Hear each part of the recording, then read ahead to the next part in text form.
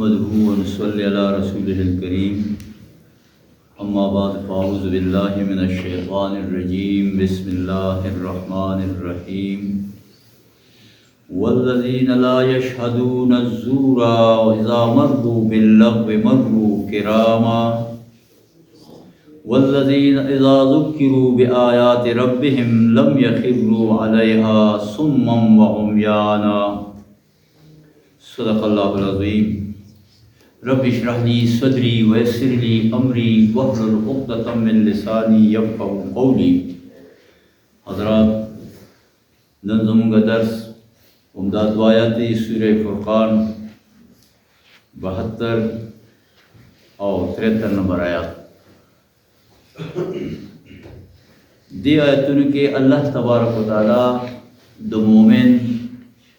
یو دو صفت نور بیانوي. کوم چې الله ته مطلوب دی، کوم چې الله خوښوي چې د هغه قرآن باندې تربیت شوی او هغه پوهي او هغه کوم صفات الله غواړي هغه دې کې بیانوي. تاسو خبره ذهن کې دا تازه کوي چې زموږ دا سلسله چې کومه روانه ده دا درس سورې فرقان، نو دې کې د مؤمن خدوخار کوي. چېرې یو مؤمن الله ته خوښ دی نو د هغه کوم صفات دي، د هغه کوم کردار وي، نو هغه خبره دی کې روانه ده. نو په مخکې 15 آیتونو کې 4 خبرې وشولې د یو مؤمن چې ده کې عجز او انکساري انتهایي او بیا جذباتو کې نه قالو سلاما چا سره چې دغه شي نو خبره ډېره دعوت تبلیغ د دین حوالې سره چې سباس راشي نو ډېر په مهذب طریقه باندې کوي او بیا د شپې آهوزاري الله ته کوي، فریاد کوي، دغه خلکو ته دعاګانې کوي، چاته چې دعوت ورکوي، ټول امت ته د هدایت دعا غواړي او خپله محاسبې نه دغه یعنې احساس یې ورسره بیا میانروي کوي په هر شي او بیا چې کوم دی نو د غټو غټو ګناهونو نه دی ځان ساتي او بیا په توبه باندې خبره وشوله. توبه کې یوه خبره ځان سره ساتئ چې هغه مخکې درس کې ونه شوله او ډېره ضروري وه. هغه دا چې په دغه آیاتونو کې وایي چې یاره یضاعف له العذاب یوم القیامة،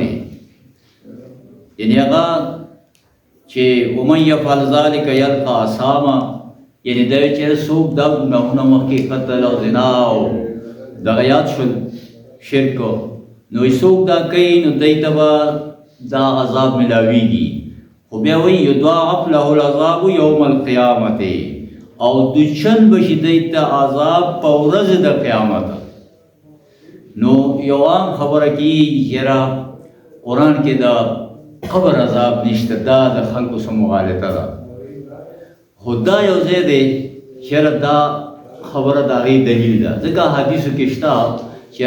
قبر عذاب دا شته. خو دلته چې کومه خبره دا کېږي دین هم دا خبره دلیل دی چې ګوره دلته وایي یضاعف له العذاب، دلته به دوچند کړی شي عذاب کله یوم القیامت، په ورځ د قیامت. نو چې یو شی دوچند کېږي نو ایکشن خو روان دی که نه، ایکشن روان دی نو دوچند شو که نه. نو بیا د ورځ د قیامت نو دا ځای دی چې دا د دې دلیل دی چې خلک وایي قرآن کې د قبر عذاب نشته، نو هغه دا دی. بل د قبر نه مراد دا نه چې ممکن ده کم ده، یعنې د دې مرګ نه والا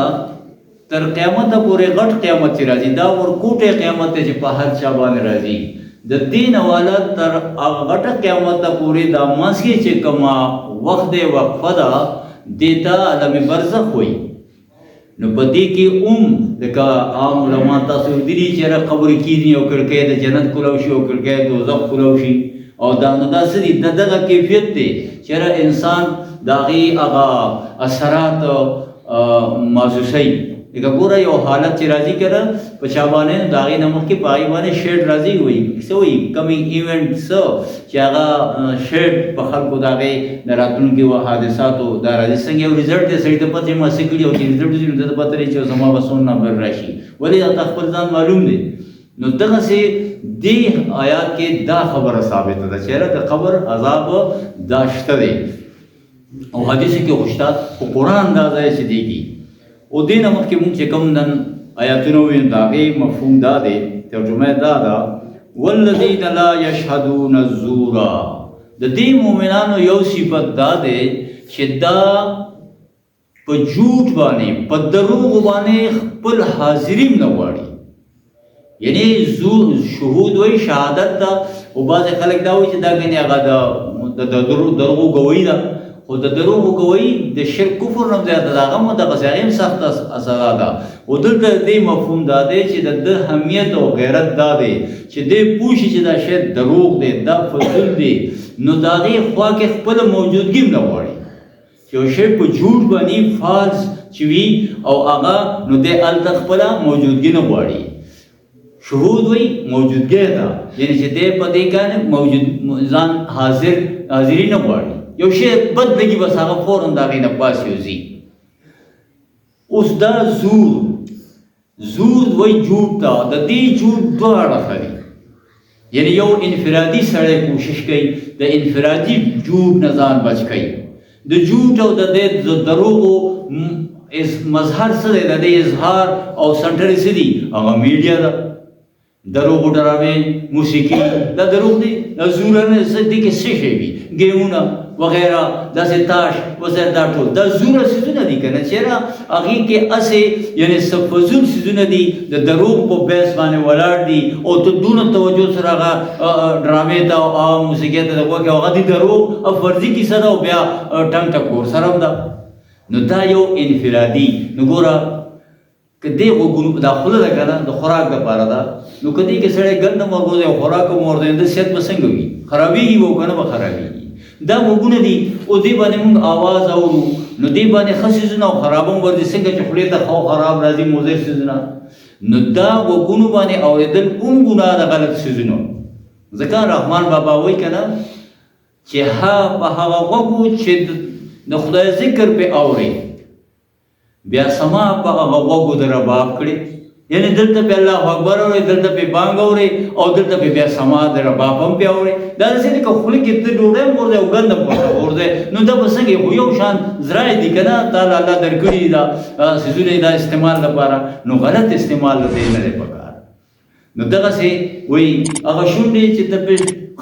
حمد ثنا وایې بیا ډوبې هغه شونډې په شراب کړې نو ته چې حمد ثنا بیا وایې د خدای حکم هم پې ماتې نو دا دغسې مثال دی لکه څنګه چې یو سړی خوله کې مختلف څیزونه غورځوي مضر او فایدهمند او ټول او د هغه به صحت صحیح د هغه حالت صحیح دغسې بیا د سړي د روح حالت شي دغسې د هغه د ایمان حالت هم بیا ګډوډي هغه مستقل نه وي د هغه ایماني روحانیت پکې نه راځي نو دا یو دا انفرادي خبره ده او یو اجتماعي جھوټ دی او چې هغه خو چې سړی لږ غور فکر وکړي نو نن سبا خو ټول اجتماعي جھوٹ او دوکه او دا اوس سیزن شروع دی دا جمهوریت چې کوم دی دا خو د جھوټ هغه سیزن شروع دی چېرې دې کې کومه ریا روانه ده او کوم دغه هر سړي ته دا ښکاره ده لکه دا ټول خلک په دې پوهېږي چې دا د اکثریت حکومت نه دی د اقلیت دی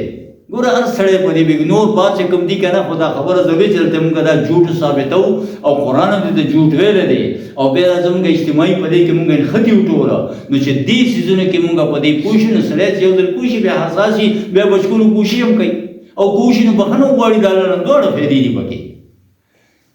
دا د اقلیت ګوره لس کسان ولاړ دي یو 15 واخیستې یو 3 واخیستې یو واخیستې یو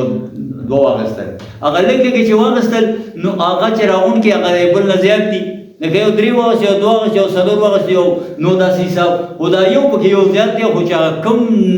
پاتې دي 2 او 3 نو هغه هغه شپږ جوړېږي او دا نور چې کوم د 4 جوړېږي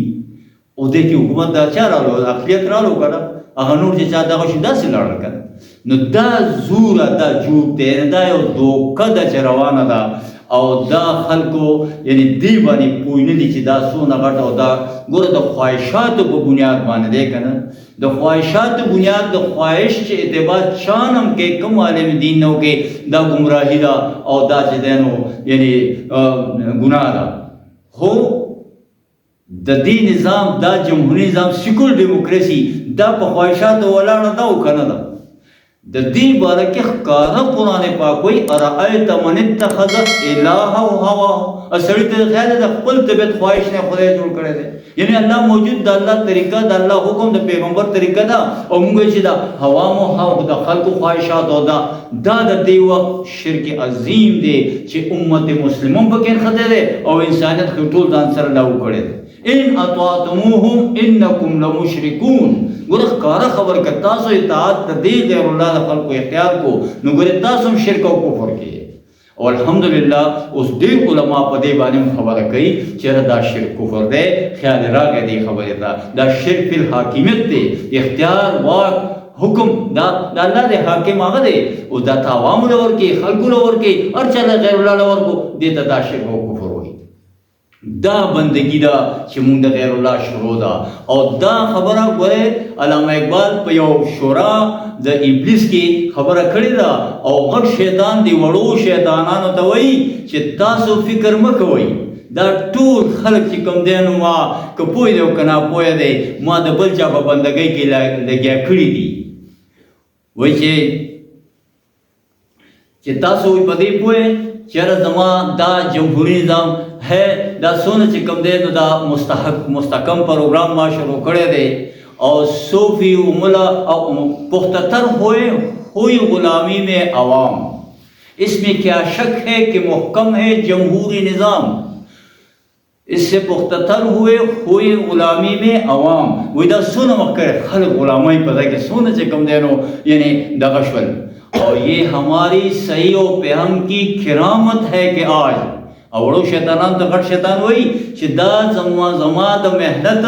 او زما د خواری دا کرامت دی. صوفی و ملا جمہوریت کے بندے ہے تمام. بس صوفی دے کو ملا دے ټول پکې د دې غلامان کړي وي دي. وای دا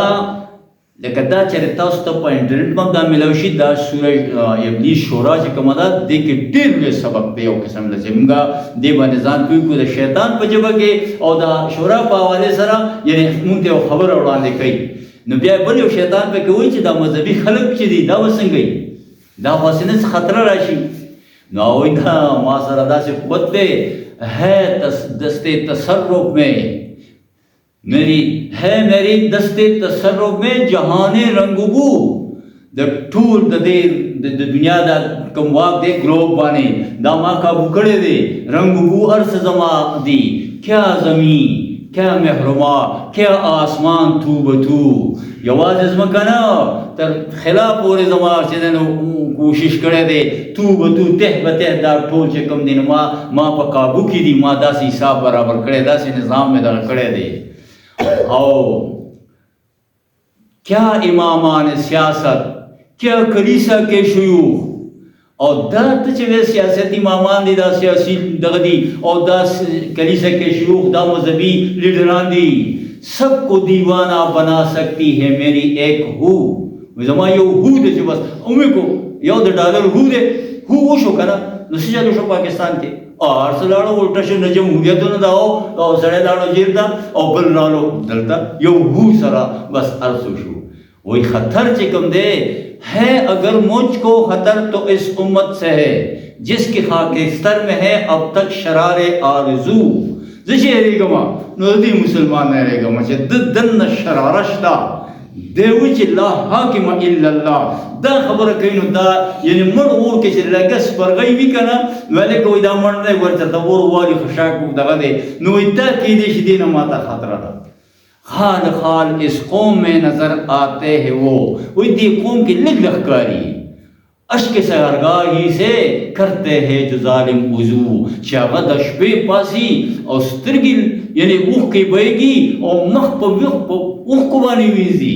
یعنی دونوں فکر مندی جاری اللہ تا چه اللہ دا من کم شرک و فرکیو دا دینا من بخلاص کی. نو دغی خلکو نظام خطره دا چه دا چرتا وروانی دا سپرغی برلار نشی.